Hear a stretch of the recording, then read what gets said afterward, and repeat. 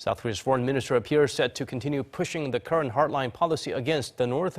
Seoul's top diplomat has a busy schedule as he will be meeting with his counterparts from Singapore, Sri Lanka, the United States, and Vietnam starting this week. Connie Kim tells us more. South Korea's hardline policy against North Korea is bound to continue, regardless of the impeachment of former President Park Geun-hye last week. Seoul's Foreign Minister Byung-se is scheduled to meet with Singaporean counterpart Vivian Balakrishnan on Tuesday in Singapore. Then, Yoon will meet with his Sri Lankan counterpart the following day in Colombo to discuss ways to further pressure North Korea. It's worth noting that the talks between the foreign ministers of South Korea and Sri Lanka come when the two countries are marking their 40th anniversary of establishing diplomatic ties. The South Asian island country has been actively implementing the sanctions adopted by the international community against North Korea, issuing statements condemning the regime's nuclear and ballistic missile tests last year.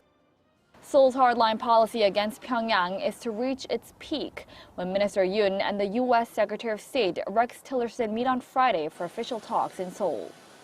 Their sit-down session is a second one following a short discussion during the G20 foreign ministers meeting in Germany last month, and comes as Washington is pressing to complete its strategy review on how to deal with North Korea. Seoul's foreign ministry evaluates Tillerson's visit as a timely and meaningful one, coming on the heels of China's apparent economic retaliation against the deployment of U.S. missile defense system THAAD to the Korean peninsula, and North Korea's recent launches of ballistic missiles. Minister Yoon is then scheduled to fly to Vietnam, where he'll hold bilateral talks with his Vietnamese counterpart. Once a traditional ally to Pyongyang, Hanoi has been recently turning its back against the regime and its continuing provocations.